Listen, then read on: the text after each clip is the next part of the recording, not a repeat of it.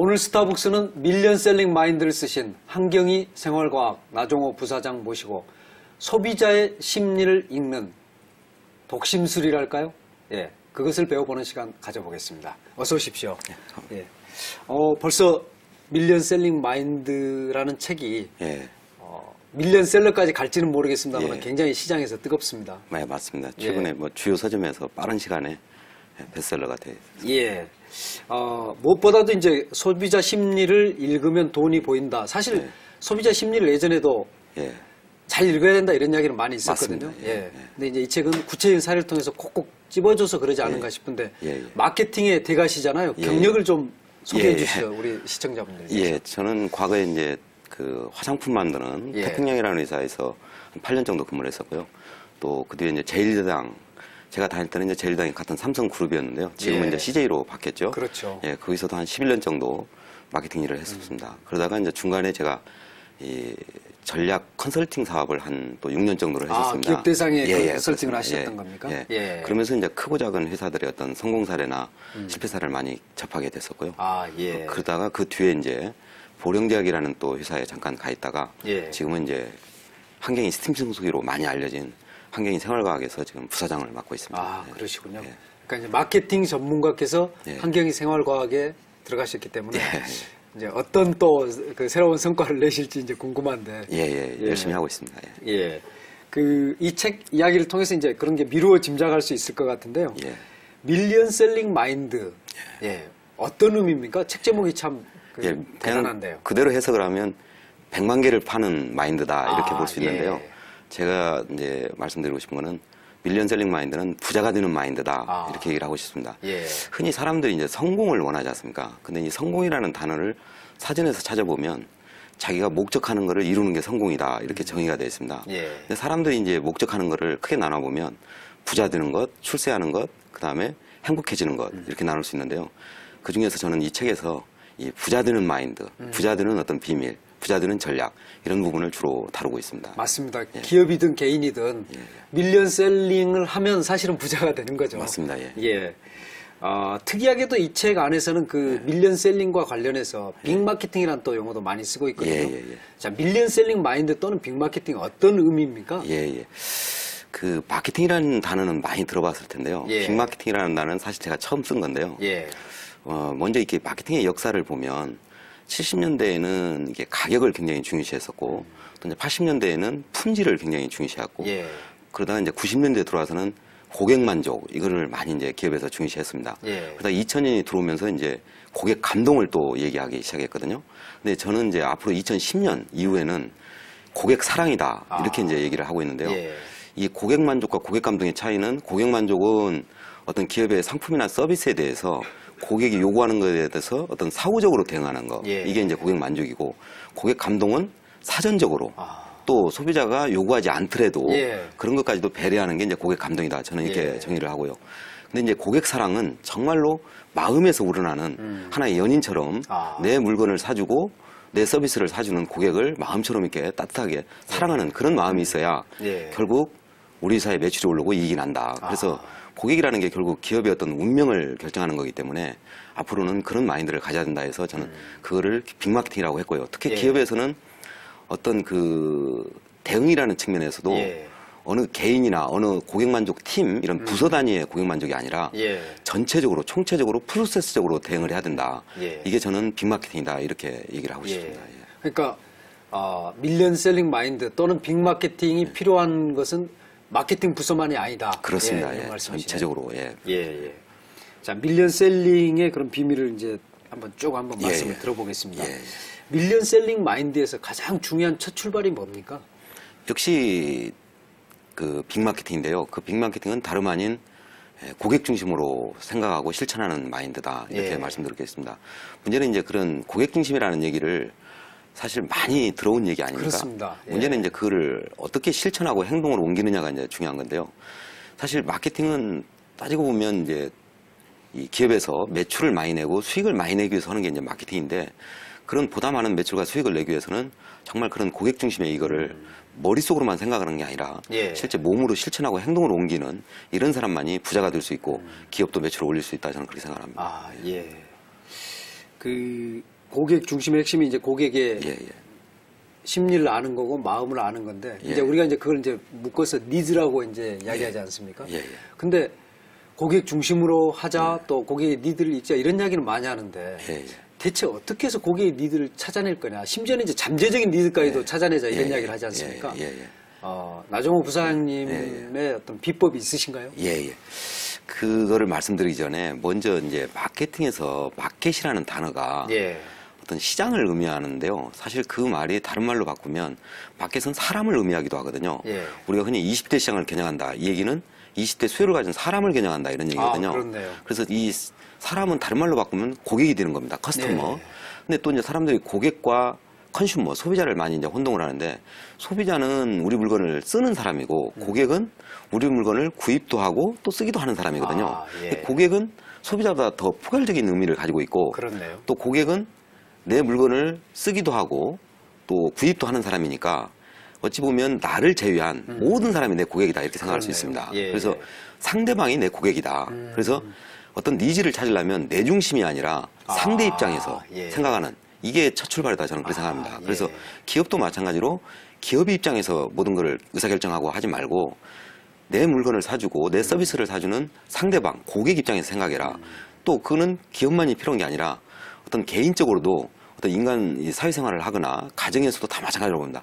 가족이라는 것도 사실 중요한 고객인데 가장이 고객 중심으로 생각하는 자녀나 집사람 입장에서 생각을 하는 예, 그런 예. 마인드를 갖지 않으면 예. 그 가정은 행복해질 수가 없는 거죠. 맞습니다. 또 직장에서도 어느 조직에서 기업의 어떤 CEO가 종업원을 먼저 생각하는 그런 마인드가 없으면 역시 그 회사가 잘 유지될 수가 없는 거고요. 그렇죠. 한 나라도 대통령이 국민을 먼저 생각하고 또 정치인이 국민을 먼저 생각하는 그런 마인드가 없으면 그 나라가 결국 선진국이 될 수가 없는 거죠. 예. 그래서 저는 예.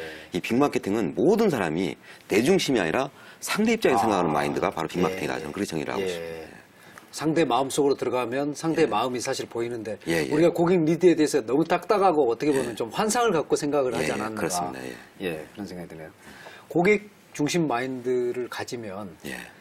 주식 투자나 부동산 투자에서도 성공할 수 있다 이런 말씀을 장에서 하셨거든요. 예, 맞습니다. 어떤 의미입니까? 예.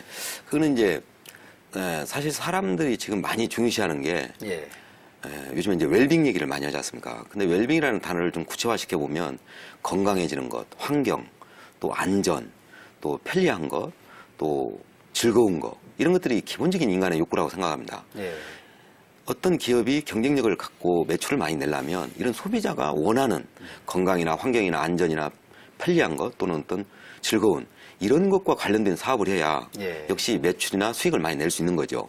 마찬가지로 개인도 그런 어떤 소비자 욕구가 있는 사업에서 경쟁력이 있는 그런 회사 주식을 사면 주가가 올라간다는 그렇죠. 얘기입니다. 실제 최근에 보면 환경 관련 주식들 굉장히 많이 올랐지 않습니까? 그게 다 그런 이유라고 보는 거고요. 또 요즘에 건강 관련된 그런 제품들의 어떤 매출액이 많이 올라가지 않습니까? 저희 회사 같은 경우도 이제 환경이 스팀 청소기라는 게 결국 그 살균 효과를 주는 그런 제품인데 그런 것들이 결국 고객의 욕구와 부합되는 거다 보니까 매출이 많이 올라오고 그렇죠. 또 그러다 보니까 소비자부터 많은 사랑을 받게 되고 그런 거거든요. 그래서 결국 주식을 해서 돈을 벌려면 역시 소비자가 원하는 그런 쪽의 사업에서 기술력이 있고 경쟁력이 있는 회사 그런 회사 주식을 사면 되는 거고 마찬가지로 부동산도 저는 마찬가지로 생각합니다. 부동산이라는 것도 소비자의 어떤 수요가 있는 그런 데다가 투자를 해야 되는 거죠. 예를 들어서 사람들이 강남에서 살기를 원한다라면 역시 강남에다가 투자를 해야 집값이 오른다. 저는 그렇게 생각합니다. 거기서도 그러니까 자기 중심이 아니고 상대 중심으로 봐야 상황이 맞습니다. 보이는 거예요. 재밌는 표현이 있습니다. 고객과 싸워서 이기면 망한다. 이런 표현이 있거든요. 흔히 이제 기업에서 어떤 상품이나 서비스에 대해서 불만을 가진 소비자가 회사에 이제 어떤 크레임을 제기하는 경우가 종종 있습니다. 그럼 그 전화를 받은 사람이 그거를 이제 자꾸 해명을 하려고 하고 그 고객한테 아니라고 이렇게 우기고 막 이런 거를 하게 되는데요. 그건 좀 잘못됐다고 생각합니다. 고객한테는 일단 고객이 하는 얘기는 100% 옳다라고 인정을 하고 들어가는 게 맞다고 봅니다.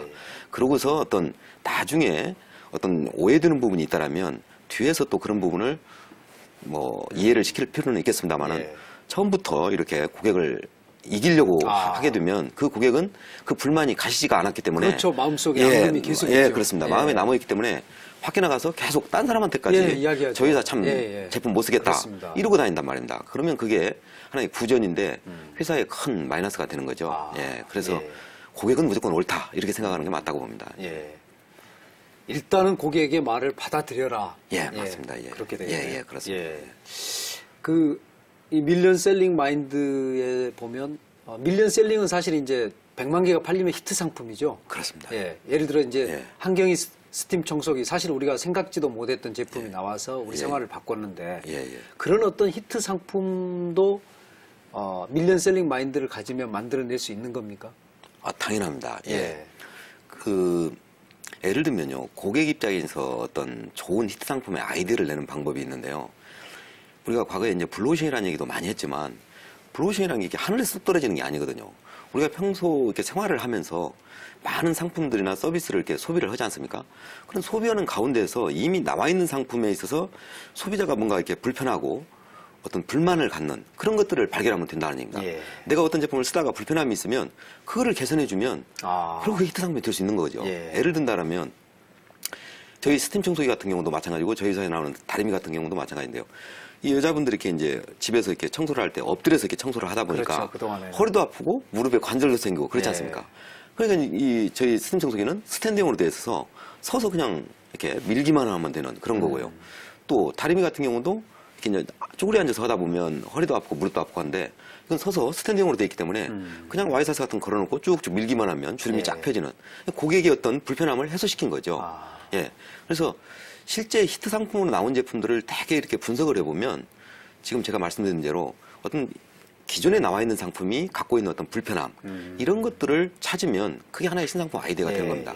또 상품이라는 게 어떤 기능이나 편익적인 측면에서 불편한 것 말고도요. 제품의 어떤 형태가 사용상의 불편함을 주는 경우가 있습니다. 또 어떤 제품이 사용 방법이 불편한 것도 있거든요. 예를 들면 제품의 형태적인 측면에서 보면 이 라면이라는 게 봉지면 라면이 있는데 용기면 라면이 나와가지고 대박이 됐지 않습니까? 이 용기면 라면은 그 산에 등산 가거나 할 때도 굉장히 편리하게 이용할 수 있습니다. 물만 부으면 되죠. 또 요즘에 편의점에 가보면 김밥이 있는데 옛날에는 이 김밥이 중국밥 김밥이 많이 팔렸거든요. 근데 요즘에는 이 삼각김밥이 잘 나가지 않습니까? 그것도 왜 그러냐면 중국밥은 배먹기가 좀 불편하잖아요. 근데 삼각김밥은 배먹기가 편리한 거죠. 또 제품의 이제 사용 방법을 바꿔서 히트한 것들이 많이 있죠. 옛날에 그 겔포스라는 위장약이 있는데 그것도 이게 알약으로 된 위장약을 먹기가 불편하지 않습니까? 액체 위장약으로 바꿔준 거란 말이에요. 사용 방법을. 케토톱이 바르는 타입을 붙이는 타입으로 관절염 치료해요. 기능은 똑같거든요. 또 얼마 전에 히트했던 그 비타500 같은 것도 사람들이 건강을 생각해서 알약으로 된 비타민제를 먹는데 이거는 마시는 비타민 이렇게 해서 사용 방법을 바꿔준 거란 말입니다. 맛있기도 하고. 맞습니다. 그래서 이처럼 어떤 형태나 사용 방법 이런 것도 모든 게 고객 입장에서 생각해 보면 고객이 그렇게 불편하게 생각되는 거를 편리하게 개선해주면 그게 바로 히트 상품의 아이디어가 된다. 이런 겁니다. 그래서 저는 또 그렇게 하면 이제 돈을 버는 거고요. 그래서 돈 번다고 하는 게 그게 어려운 게 아니다. 정말 고객이 원하는 대로 실천하면 된다. 그런 게 제 주장입니다. 그래서 밀리언 셀링 마인드가 부자 되는 마인드다. 그렇게 말씀하시네요. 이제 이해가 됐습니다. 결국은 이제 소비자의 마음을 읽어라. 소비자의 불편이 어디 있고 소비자의 요구가 어디 있는지 알아라 이런 건데 소비자의 마음을 읽는데도 참 여러 가지 그 기법도 있고 좋은 방법들이 있다는 걸 이 책을 통해서 좀 새롭게 배웠습니다. 예를 들면은 소비자 지금 이제 최근에 어떤 심리 변화가 있는데 가격이라든가 성능 중심에서 서비스로 갔다가 지금 또 다른 방향으로 가고 있다 이렇게 말씀하셨거든요. 어떤 방향입니까? 그러니까 이런 겁니다. 제가 아까 마켓이라는 게 이제 고객이다, 사람이다 이런 말씀을 드렸는데 마케팅은 어떻게 보면 고객과의 인간관계인데요.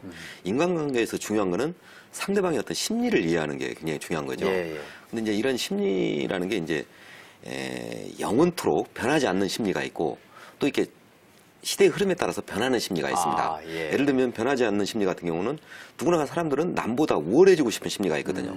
이런 심리를 이용해서 소위 그 프라이드 마케팅 같은 걸 하지 않습니까? 멤버십 같은 걸 해준다든가 이런 거. 또 비교하고자 하는 심리가 있습니다. 그러다 보니까 이제 광고에서도 비교 광고 같은 걸 하지 않습니까? 또 뭐 브랜드로서 어떤 자기를 표현하고자 하는 그런 또 심리들이 있거든요. 그러다 보니까 요즘에 이제 이 브랜드의 어떤 파워를 굉장히 기업에서는 중시하고 이러지 않습니까? 또 반대로 이제 이 변하는 심리 중에 또 여러 가지 어떤 그런 거를 이용한 마케팅 전략적인 기법들이 있는데요. 예를 들면 뭐 좀 영어를 써서 죄송합니다만 인다우먼트 이펙트다 뭐 이런 게 있는데 소위 이제 소유 효과라고 하는 건데 예를 들어서 집에서 유치원 다니는 꼬마가 막 웁니다. 떼를 쓰면서. 그러면 이제 엄마가 얘를 달래기 위해서 뭐라고 그러냐면 너 계속 울면 네가 가지고 있는 장난감 하나 뺏어버린다? 이렇게 얘기를 했을 때하고 네가 만약 울음을 그치면 장난감 하나 더 주겠다. 이렇게 얘기를 했을 때와 어느 때 이 아이가 더 울음을 그치겠느냐. 이때 장난감을 뺏겠다고 했을 때 이 아이는 울음을 더 빨리 그친다는 겁니다. 왜냐하면 사람은 누구나 소유 욕구가 있기 때문에 자기가 가지고 있는 거를 뺏기는 것에 대해서 굉장히 고통을 느낀다는 거죠. 이런 것. 또 이 사람은 자기한테 이익이 되는 거는 상대방한테 얘기를 할 때 가능하면 나눠서 얘기를 하라는 거죠. 예를 들면 기업에서 어떤 30% 할인을 한다 이러지 않습니까? 근데 똑같은 자원을 가지고 30%를 이렇게 할인해 주기보다는 20% 할인해 주고 10%는 판촉물로 주고 이러면 후자가 매출에 더 효과가 있다는 거거든요. 훨씬 더 커 보이네요. 맞습니다. 또 가정에서나 사회생활을 하면서도 상대방한테 어떤 좋은 얘기를 할 때는 한꺼번에 얘기를 하기보다는 나눠서 얘기를 해줘야 상대방이 어떤 행복감을 더 느낀다는 거죠. 예를 들어서 그런 거 있지 않습니까? 우리가 흔히 기업에서 이제 칭찬 문화 이런 걸 많이 얘기하는데 가능하면 칭찬은 자주 이렇게 나눠서 해주면 좋다는 거거든요. 근데 반대로 거꾸로는 어떻습니까? 상대방한테 어떤 손해를 끼치는 거 이런 거는 가급적 묶어서 얘기하는 게 좋다는 거죠. 한꺼번에. 조직에서나 가정에서도 아이를 키울 때 애한테 자주 이렇게 얘기를 하면 그걸 잔소리로 받아들이거든요. 직장에서도 상사가 부하 직원한테 아침 출근해서 뭐라고 야단치고 점심 먹고 나면 또 야단치고 퇴근하려고 하면 또 야단치고 이러면 그게 잘 먹히지가 않고 오히려 잔소리로 들어버리거든요. 그래서 그런 어떤 상대방한테 손해를 끼치는 거는 가능하면 묶어서 얘기를 해라. 소비자나 고객한테 얘기를 할 때도 마찬가지라는 거죠. 그렇군요. 그런 어떤 그 심리 이론을 참 잘 알면 좋겠다 이런 생각이 드는데요. 근데 이 책에서 제가 그 새롭게 배운 게 우리가 1+1 이런 판촉을 참 많이 하거든요. 그런데 그게 문제다 이렇게 지적을 하셨어요. 어떤 점이 그렇습니까? 그게 이제 매장에 가보면 뭐 1+1 뭐 이렇게 되는데 사실 1+1이라는 게 다른 말로 바꾸면 50%를 DC해 준다는 얘기나 똑같지 않습니까? 근데 그런 어떤 판촉을 빈번하게 하게 되면 결국에는 그 브랜드 수명이 굉장히 짧아지거든요. 우리가 이제 글로벌 시대에 글로벌 브랜드들하고 경쟁을 해야 되는데 그런 상황에서 이 브랜드의 가치를 높여서 브랜드 자산을 만들어가는 게 중요한데 자꾸 이 어떤 품질이나 제품의 어떤 가치로서 싸우지를 않고 가격으로만 이렇게 자꾸 경쟁을 하려고 하면 단기적으로는 그런 게 매출에 효과가 있지만 길게 보면 결국 그 브랜드의 라이프 사이클을 짧게 해가지고 수명을 굉장히 단축시킨다는 거죠. 그래서 그게 결코 바람직한 판촉은 아니다. 또 아까 제가 말씀드렸지만 50% 1+1이라는 게 고객 입장에서 50% DC해 주는 건데 사실은 아까 얘기했지만은 30% DC해 주고 10% 판촉물 주고 그러면 40%밖에 지원 안 하는 거지만 제가 얘기하는 30%에 10% 판촉물 주는 게 매출에는 더 효과가 있을 수도 있다는 거죠. 그렇습니다. 그런가요? 뭐 반드시 그런 건 아니지만 일반적으로 통계적으로 보면 그럴 확률이 높다라는 거죠. 그 소비자의 심리가 극단을 싫어한다. 이제 이런 이야기가 있거든요. 그래서 예를 들면 내가 10,000원짜리 상품을 팔고 있는데 누가 5,000원짜리 상품을 만들어냈다. 따라갈 게 아니고 거기에 대응하는 전략이 있다. 이렇게 좀 소개를 하셨는데요. 굉장히 우리 시청자분들이 알아두면 유용할 것 같아요. 그래서 보통 이제 어느 기업이 내가 10,000원짜리를 팔고 있는데 경쟁사가 5,000원짜리 제품을 가지고 둔단 말입니다. 그러면 아무래도 이제 저렴한 제품이 나왔기 때문에 소비자가 많이 살 거 아닙니까? 그러면 우리 10,000원짜리를 가지고 있는 우리 회사는 매출이 떨어지겠죠. 이럴 때 이제 대부분 회사가 가격을 뭐 20, 30% DC한다든가 아니면 우리도 똑같이 5,000원짜리 저가 제품을 낸다든가 이렇게 이제 대응을 많이 하는데 그렇게 되면 결국 5,000원짜리를 내놓으면 판매는 늘어날지 몰라도 마진율이 작기 때문에 회사에서는 별로 이익에는 도움이 안 되죠. 그리고 마진 좋은 10,000원짜리 매출은 더 떨어질 것이고 그것보다는 차라리 15,000원짜리 20,000원짜리를 시장에다 내놓게 되면 그때부터 이 10,000원짜리 매출이 올라간다는 거죠. 무슨 얘기냐면 제가 조금만 더 말씀드리면 예를 들어서 내가 옷 장사를 하는데 바지를 10,000원짜리부터 100,000원짜리까지 진열을 해놓고 판매를 하는 겁니다. 손님들이 경기가 안 좋으니까 10,000원에서 50,000원짜리는 잘 사가는데 100,000원짜리 바지를 잘 안 사가는 거예요. 근데 주인 입장에서는 이 100,000원짜리가 많이 팔려야 매출도 많고 마진도 좋을 거 아닙니까? 그럼 이 100,000원짜리를 많이 팔려면 동대문 같은 데 가서 200,000원짜리 바지를 띄다가 이 100,000원짜리 옆에다 딱 진열을 해놓으면 그때부터 이 100,000원짜리 매출이 올라간다는 거죠.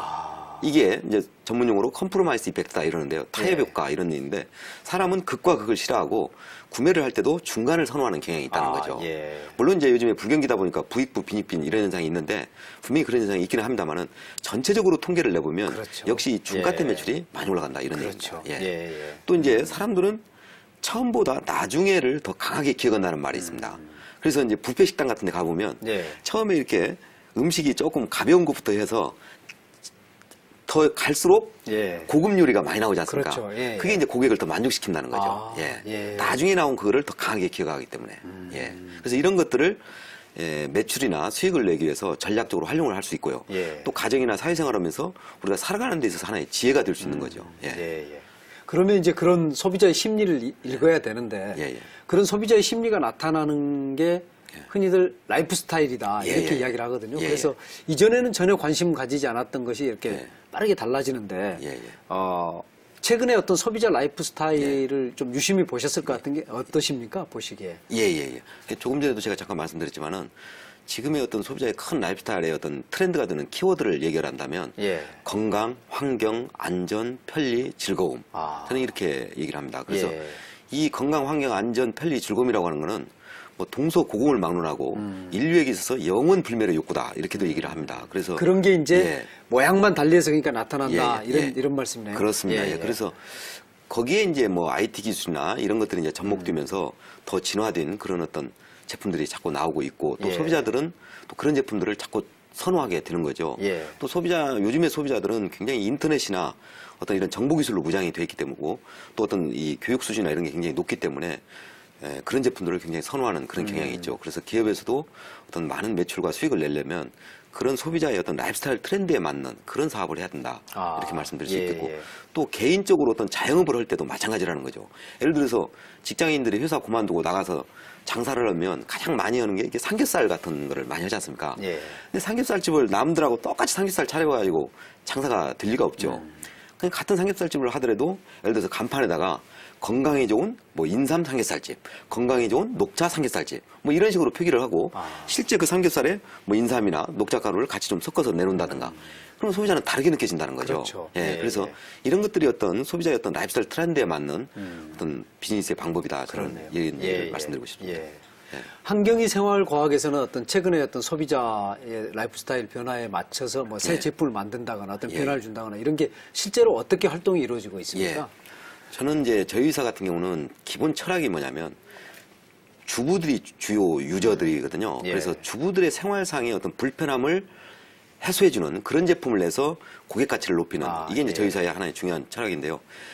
그런 측면에서 이제 제가 아까 스팀 청소기나 스팀 다래미도 어떤 건강과 관련된 제품이라고 말씀을 드렸는데 작년에 저희가 냈던 게 이제 크리즈라고 이 워터 살균기라고 그러는데요. 이게 이제 집에서 이제 과일이나 야채 같은 거 씻을 때 뭐 농약도 있고 세균도 묻어 있고 그럴 거 아닙니까? 그런 거를 살균해주는 그런 제품 또 이 아기 키우는 집에서 젖병이나 또 뭐 이런 그 장난감 같은데 세균이 많이 묻어 있거든요.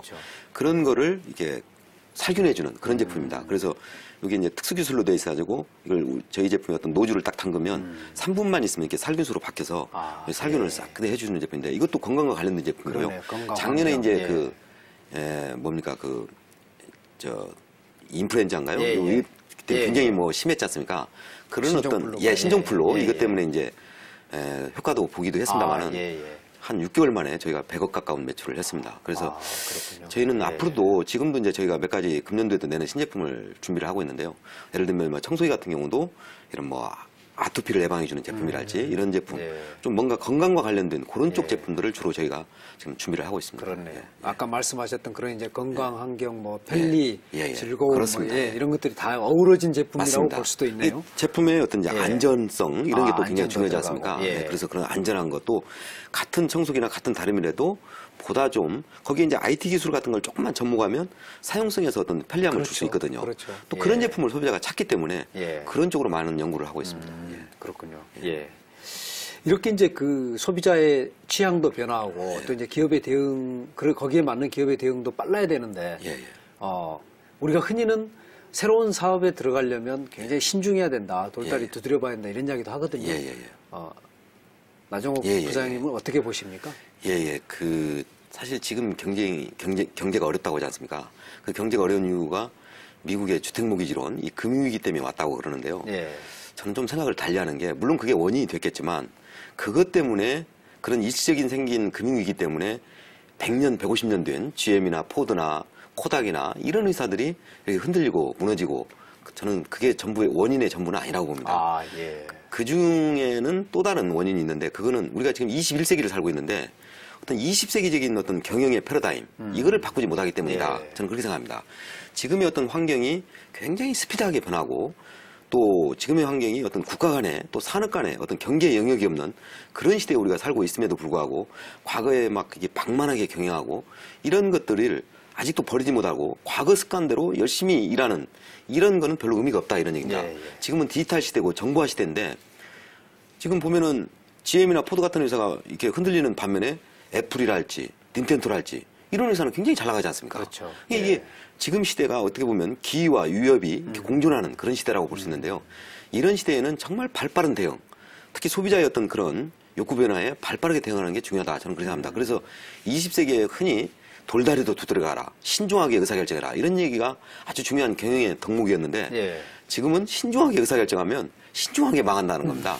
이제는 제때제때 의사결정해라, 이런 게 중요하고, 예, 예. 또 20세기에는 어떤 핵심 역량에 집중해라, 이런 얘기를 많이 했고, 또 예. 선택과 집중해라, 이런 얘기를 많이 했는데, 물론 핵심 역량에 집중을 해야 되겠지만 지금은 그런 핵심 역량에 집중하면서 그걸 기반으로 해서 고객의 욕구가 있는 어떤 새로운 비즈니스를 예, 예. 끊임없이 탐구를 해야 된다는 예. 거죠. 예를 들면 코닥 같은 회사가 필름 이거 하나 핵심 역량 가지고 150년 이상을 이렇게 사업을 해왔는데 2000년 중반에 들어와서 그런 회사가 흔들리고 있지 않습니까? 그렇죠. 예. 그게 디지털 카메라가 나오면서 흔들리고 있는 거거든요. 정말 일순간에 네, 바뀐 그렇습니다. 거죠. 예. 이게 삼성전자가 대한민국의 1등을 회사지만 어느 국가, 어느 기업에 의해서 하루아침에 삼성전자도 어려워질 수도 있다는 거죠. 예. 그래서 항상 우리는 끊임없는 이런 고객의 욕구에 대한 탐색과 거기에 발맞춰서 준비하는 예. 그런 게 필요하다, 저는 그렇게 생각합니다. 그렇네요. 예. 밀리언 셀링 마인드는 어떻게 보면 이제 빅 마케팅 마인드고 또 이제 뭐 부자 되는 마인드이기도 한데 예. 그 기업 안에서 예. 이런 마인드를 다 같이 그 가져주면 좋은데 예. 그게 쉽지 않을 것 같거든요. 예. 실제로 어떠십니까? 그런 어떤 마케팅 마인드가 전사적으로 있어야 한다. 여기 이제 책 속에서 주로 말씀하셨던 게 상품 개발 기획자가 마케팅 마인드를 갖지 않으면 안 된다. 이런 말씀 많이 하셨거든요. 예. 근데 상품을 개발하는 사람의 고객은 사실은 소비자이기도 하지만 1차 고객은 영업하는 사람입니다. 그렇죠. 제품을 개발하는 사람이 자기가 만든 제품을 영업사원한테 충분히 제대로 이해를 못 시키고 만족을 못 주면 그 영업사원이 2차 고객인 소비자를 상대로 제대로 판매를 할 수가 없는 거죠. 그렇기 때문에 개발하는 사람은 소비자도 중요시해야 되지만 이 영업이나 또 지원부서, 이게 서로가 고객관계란 말이죠. 상대 부서를 생각하는 이런 게 굉장히 중요하다는 거죠. 기업에서 어떤 전략이 실패하고 신상품이 실패하는 이유가 여러 가지가 있습니다만은 그 중에 아주 중요한 것 중에 하나가 뭐냐면 부서 이기주의입니다. 부서 간에 서로 자기 부서 중심으로 하려고 하다 보니까 뭐가 안 되는 거죠. 이 정부 조직에도 그런 게 많지 않습니까? 그렇죠. 어떤 부서 간에 서로 이기주의.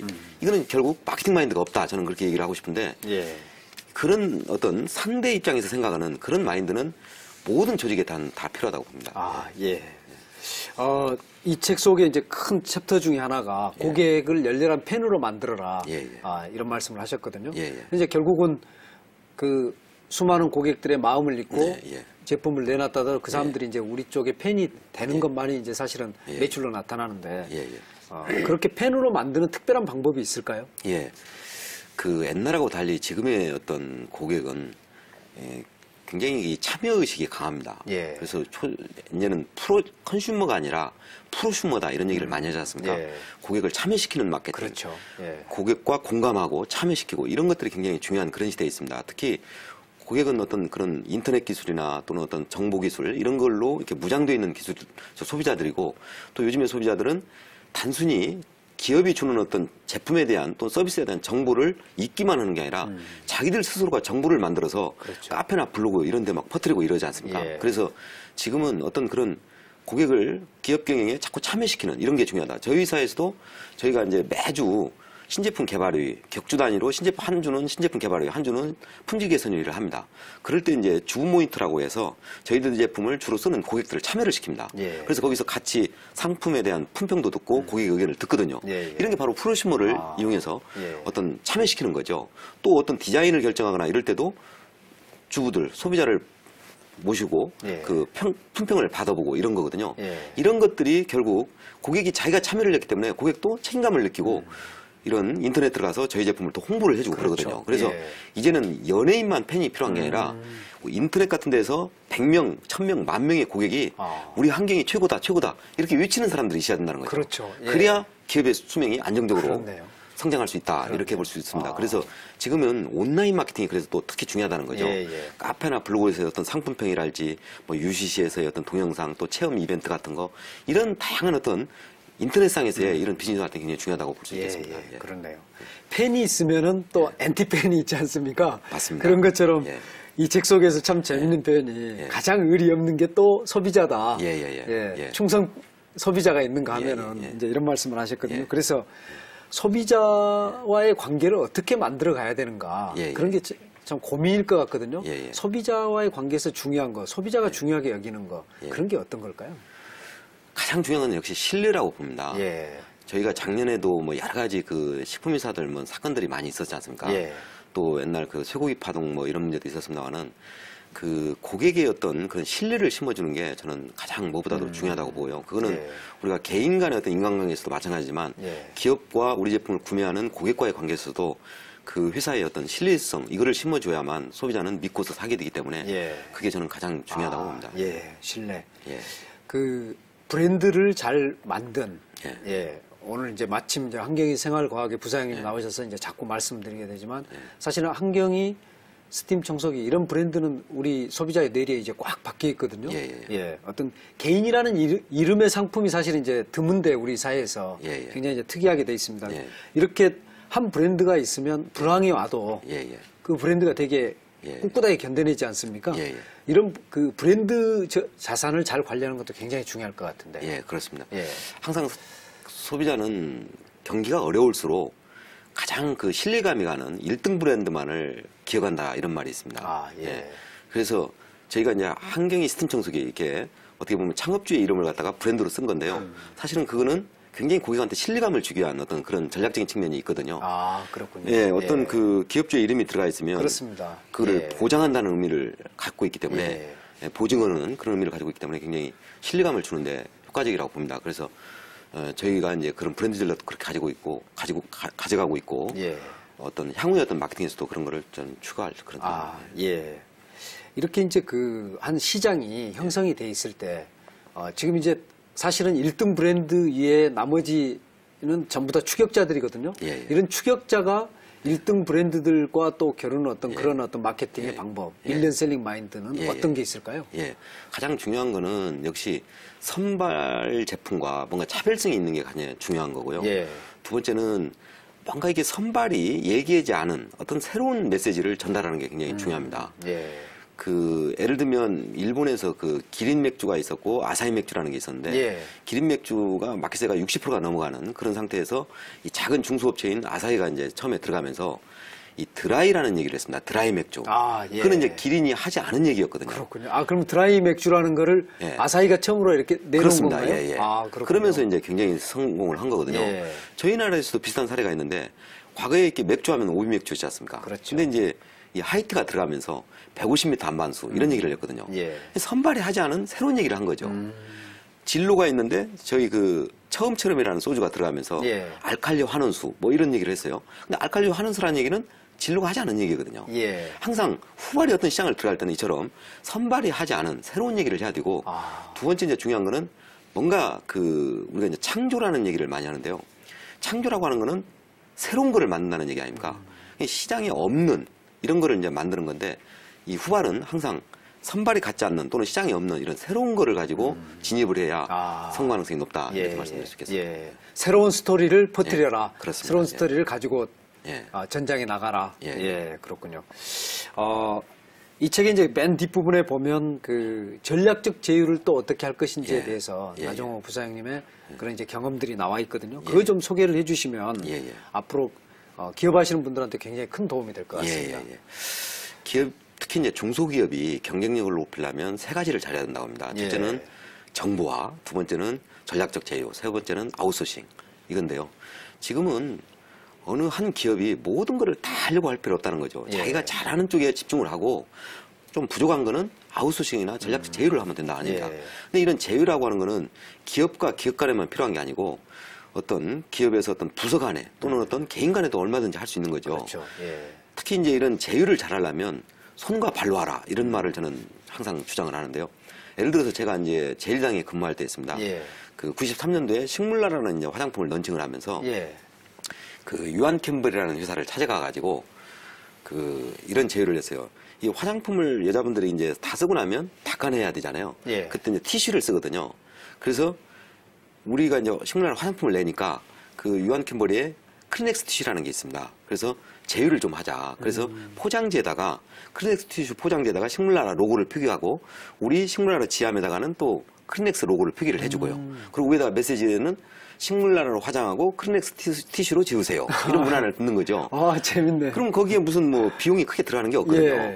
근데 서로한테 타겟이 또 비슷하기 때문에 굉장한 광고 효과가 있는 거죠. 그러네요. 또 91년도에 저희 회사 그 제일당에서 비트라는 제품을 런칭을 하면서 그때 이제 제일당하고 삼성전자는 서로 같은 삼성 그룹이었기 때문에 삼성전자 마케팅실에 찾아가서 어떤 제안을 했냐면 당신네들 이 세탁기 광고를 할 때 우리 비트 로고를 좀 슬쩍 보여주라. 그러면 우리가 비트 광고를 할 때 당신네 세탁기 로고를 보여주겠다. 그러면 저쪽에서 50억 광고하고 우리가 50억 광고하면 100억 광고하는 효과를 보는 거 아닙니까? 이게 비용의 효율을 기하는 거죠. 그래서 이런 어떤 실무적인 차원에서 얼마든지 이런 제휴를 할 수 있는 거죠. 저희 이제 한경위에서도 정말 우리 직원들이 이 제휴 마케팅을 많이 합니다. 뭐 어떤 제품 개발하는 것도 서울대학교의 어떤 교수들이랄지 대학교 어떤 교수분들하고도 이렇게 제휴를 해서 어떤 기술을 개발하기도 하고요. 또 뭐 마케팅적인 측면에서 얼마 전에도 이 가산 디지털 단지에 있는 어떤 그 쇼핑몰에서 그 의류 파는 매장에서 저희가 이제 스팀 다리미를 가지고 시연하는 거를 거기 많은 이제 주부들을 대상으로 이 마리오라고 하는 그 쇼핑센터가 있는데요. 거기서 이제 그런 거를 했습니다. 그러니까 뭐 손님들이 굉장히 좋아하고 그 매장에도 그런 거를 우리가 매장 안에서 해주니까 고객을 더 유인하는 효과가 있으니까 그 매장 측에서 굉장히 좋아하고요. 서로 윈윈이 되는 거죠. 항상 이런 제휴는 어느 한쪽만 이득을 보면 안 되는 거고 서로가 이익을 봐야 되는 윈윈이 돼야 되는 그런 거죠. 그렇군요. 그 마케팅의 여러 방식이 있는데 아까 이제 말씀하신 그런 이제 전략적 제휴도 있지만 한 기업들이 비교적 적은 유통 비용을 들이는 네트워크 마케팅이란 방식이 있거든요. 우리 사회에서 이제 한편에서 부정적으로 보기도 하는데 맞습니다. 이 책 속에서 나정호 부사장님은 굉장히 적극적으로 평가를 하셨어요. 그 부분에서 조금 설명해 주시면 좋을 것 같습니다. 21세기의 어떤 유통의 큰 흐름 중에 하나는 네트워크 마케팅이다. 이런 뭐 전문가들은 그런 얘기를 많이 합니다. 그건 왜 그러냐면 아까도 말씀드렸지만 소비자들은 어떤 편의성을 굉장히 추구하지 않습니까? 근데 편의성이라는 게 결국 그 구매에 있어서도 편리한 걸 원하지 않습니까? 그래서 요즘에 이제 인터넷 쇼핑몰 같은 매출이 많이 올라가지 않습니까? 마찬가지로 이 네트워크라고 하는 것도 나 혼자서 어떤 구매를 하기보다는 여러 사람이 이렇게 공동 구매를 하면 단가를 더 내릴 수 있고 또 그런 어떤 공동 구매를 이 오프라인 상이 아닌 온라인 상에서 이렇게 구매를 하게 되면 굉장히 편리하고 또 온라인 상에서는 오프라인에서는 어떤 체인점을 만들거나 하면 그게 이제 비용이 많이 들어가지만 온라인 상에서는 자기 사이트를 이렇게 갖게 되면 비용이 많이 들어가지 않고 그리고 또 내가 어떤 상품을 소비하면서 그거를 다른 사람한테 품질이 좋으면 다른 사람한테 소개를 해주면 그 사람도 또 사게 되는 거 아닙니까? 그러면 이게 어떤 구전에 의해서 판매가 더 빨리 확산되고 또 그렇게 해서 여러 사람이 이렇게 구매를 하게 되면 판매 단가도 더 낮출 수 있고요. 그렇기 때문에 이 네트워크의 어떤 조직을 통한 어떤 이런 판매 방식은 향후에 굉장히 성장 가능성이 많이 있고요. 특히 요즘에 이제 뭐 우리가 마이카 시대다, 마이몰 시대다 이러는데 아니 이 마이몰 시대라고 하는 의미는 이제 모두가 자기 어떤 온라인 사이트를 가지고 편리하게 집에서 구매를 할 수 있는 그런 시대가 오는데 그럴 때에 이런 어떤 네트워크로 해서 그런 구매가 같이 이루어진다면 굉장히 어떤 가격적인 면에서도 큰 혜택을 볼 수 있겠죠. 그래서 그런 시장은 지속적으로 저는 커질 수 있다. 특히 이제 향후에는 뭐 우리가 유비쿼터스라는 얘기를 많이 하지 않습니까? 원거리에서 정보를 읽는 모든 상품에 이제 칩이 내장되고 뭐 이런다고 그러는데 심지어 뭐 신용카드도 없어진다고 하잖아요. 핸드폰으로 다 결제를 하는 그런 시대가 온다 그러는데 그렇게 되면 이제 이렇게 네트워크가 돼서 그런 어떤 고가의 제품들을 같이 공동구매를 하고 이렇게 되면 굉장히 저렴한 가격에 좋은 품질의 상품을 구입할 수 있기 때문에 저는 그러한 유통 구조가 향후에 크게 성장 가능성이 있다 저는 그렇게 봅니다. 그렇군요. 이제 조금 이제 마무리해 가면서 여쭤보도록 하겠습니다. 나정호 부사님께서 이제 현재 한경희 생활과학에 계시는데 그런 이제 마케팅의 대가로서 그곳에 가셔서 마케팅을 어떻게 펼치고 계시는지 조금 더 이제 구체적으로 들어보면서 마무리할까 하거든요. 그래서 브랜드 자산도 그렇고 또 어떤 제품에 대한 마케팅 전략 어떻게 세우고 계시는지 그 뭐 기업 비밀일 수도 있을 것 같은데요. 괜찮습니다. 알려주시면 좋을 것 같습니다. 일단 전략적인 면에서는 아까도 말씀드렸듯이 고객과 함께하는 마케팅, 참여하는 마케팅 이런 것들을 가장 중요시하고 있고요. 그래서 저희가 어떤 품질 개발을 제품 개발을 하거나 품질 개선 회의를 할 때는 반드시 주 모니터들을 이렇게 참여시켜서 하는 그런 활동을 하고 있고요. 두 번째는 요즘에는 이제 소셜 마케팅이라는 걸 또 굉장히 중시합니다. 소위 이제 나눔 경영이라는 거죠. 기업이라는 게 이윤만 추구해서는 오래가지 못한다. 이제는 벌기도 해야지만 벌은 금액의 일부를 불우한 이웃들과 함께하는 이런 것들이 굉장히 중요하기 때문에 저희 환경생활과학이라는 회사에서도 시흥에 가면 환경이 나눔 재단이라는 건물이 있습니다. 거기에서 이 소녀 가장들을 모아놓고 저희가 이제 학습도 하고 지원도 하고 이런 활동을 하고 있는데요. 이런 것들이 결국 고객으로부터 우리 회사의 이미지를 더 좋게 할 수 있다 생각합니다. 그래서 그런 활동을 많이 하고 있고요. 또 신제품 개발 측면에서는 아까 말씀드린 대로 어떤 소비자들이 건강이나 편리성을 중요시하기 때문에 그런 쪽의 컨셉의 제품들을 개발하는데 좀 R&D 투자를 많이 하고 있는 그런 입장이고요. 마지막으로 이제 저희가 지금은 이제 글로벌 시대이기 때문에 저희가 이제 수출 쪽에 비중을 많이 늘리려고 최근에 해외로 나가고 그렇습니다. 있다 이야기를 많이 들었는데요. 그렇습니다. 그 성과는 어떠신가요? 그래서 작년에도 저희가 이제 미국 쪽에 수출을 많이 했습니다. 이게 항상 난세의 영웅이 나오고 불황의 거상이 나온다 이런 얘기를 하는데요. 작년에 그 어려운 시기이지만 저희가 한 매출 33% 성장을 했거든요. 그거는 이제 저희가 수출 쪽에 국내 내수의 어려움을 수출적으로 많이 이제 뚫어서 미국에서 많이 늘어났기 때문에 그렇게 가능했고요. 특히 이제 금년에는 저희가 이제 중국 시장을 공략하기 위해서 노력을 하고 있습니다. 그래서 저희가 좀 중소업체지만 거상이 되고자 열심히 노력을 하고 있습니다. 세계적 기업으로 성장했으면 정말 좋겠고요. 마지막으로 개인과 기업들이 성공하기 위한 어떤 마케팅 방법이랄까요? 오랫동안 이제 마케팅 전선에서 이제 뛰어오셨기 때문에 그런 어떤 체화된 비법이 있으실 것 같습니다. 그래서 한번 그런 어떤 노하우도 밝혀주시면 좋을 것 같습니다. 가장 말씀드리고 싶은 거는 상식을 깨라. 저는 이 말씀을 드리고 싶습니다. 첫 번째는 사람들은 흔히 이미 나와 있는 거를 가지고 자꾸 벤치마킹을 하려고 하다 보니까 항상 2등, 3등밖에 못 하는 거거든요. 남들이 생각지 않는, 이미 나와 있지 않는 시장에 나와 있는 상품이나 서비스라는 게 다 100점짜리가 없습니다. 얼마든지 고객 입장에서 보면 보다 더 편리하게 만들 수 있는 거거든요. 또 상식을 깨라는 거는 우리가 하고 있는 관습이나 제도, 습관 이거 다 마찬가지라고 봅니다. 중국이 중국 땅이라고 생각하고 동해바다가 바다라고만 생각하면 좋은 게 나올 수가 없습니다. 동해바다도 땅으로 흙으로 갖다 메꾸면 육지가 된다 이런 생각을 해야 되는 거고 우리가 일본과 중국 사이에 있기 때문에 굉장히 안보에 위협을 느끼고 지리적으로 어렵다 이런 얘기를 하지만 발상을 바꿔보면 정말 우리가 부강한 나라가 될 수 있는 좋은 기회라고 저는 생각이 되거든요. 중국에 그 많은 인구가 있는데 중국이 경제수도 올라가고 이러면 중국 관광객들 1년에 1,000만 명, 2,000만 명 올 수 있도록 서해안이나 제주도만 잘 개발해 놓고 또 일본 관광객 오도록 서귀포 같은 데 잘 개발해 놓으면 뭐 엄청난 우리가 위화를 벌여들 수 있지 않습니까? 이런 발상을 있는 거를 그대로 보지 말고 이런 발상을 하는 게 개인이나 기업이나 국가나 다 저는 필요하다고 보는 거고요. 또 오늘 이 빅마케팅의 가장 핵심인 내 중심으로 하지 말고 상대 입장에서 생각하라.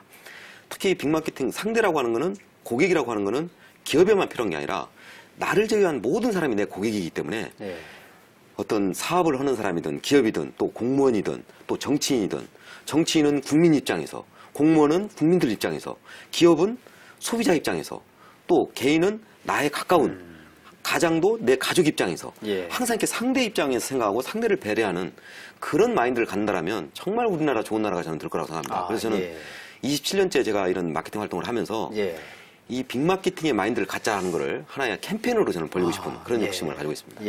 그러니까 빅마케팅이란 건 우리 모든 생활이나 관점을 다 상대의 관점에서 그렇습니다. 그렇습니다. 총체적으로 해내는 뭐 이런 겁니까? 맞습니다. 특히 저는 거기에 한 발 더 나가서 고객을 사랑하는 마인드, 특히 희생하는 마인드. 이 아름답다라는 자가 한문으로 쓰면 미자 아닙니까? 이 미자가 양자에다가 큰 대자를 붙인 거거든요. 큰 양이라는 뜻인데 이게 이태리에서는 왜 예수님이 이 큰 양, 이 재물을 이렇게 양을 바치기도 하고 그렇지 않습니까? 제사를 하거나 할 때. 예, 그렇죠. 그래서 큰 희생을 의미하는 게 양입니다. 그래서 옛날에 이 김수환 추경이 돌아가셨을 때도 수십만 인파가 이 줄을 섰다고 하지 않습니까? 그거는 그분이 살아생전에 그런 남한테 배려하고 희생하고 그런 게 있었기 때문에 가능했다고 봅니다. 큰 희생이 그렇습니다. 그래서 이제는 이런 기업도 이런 아름다운 마케팅 또 개인도 자영업을 해서 성공을 하려면 항상 고객한테 져주고 고객을 먼저 생각하고 배려하는 나를 조금 희생하는 이런 마인드를 간 사람이 부자가 될 수 있고 사회적으로 성공할 수 있다. 저는 그렇게 생각합니다. 사업만이 아니라 우리 일상생활의 인생도 그럴 것 같아요. 그렇습니다. 그렇군요. 밀리언셀링이 어떻게 만들어지는지 또 그게 결국은 이제 부자가 되는 거라고 말씀을 하셨고요. 그런 어떤 통찰력을 저희한테 오늘 주셨는데 밀리언셀링 마인드 우리 온 국민들이 함께 가진다면 서로를 배려하는 그런 사회가 될 것 같다는 생각이 들거든요. 오늘 나와서 좋은 말씀 고맙습니다. 감사합니다.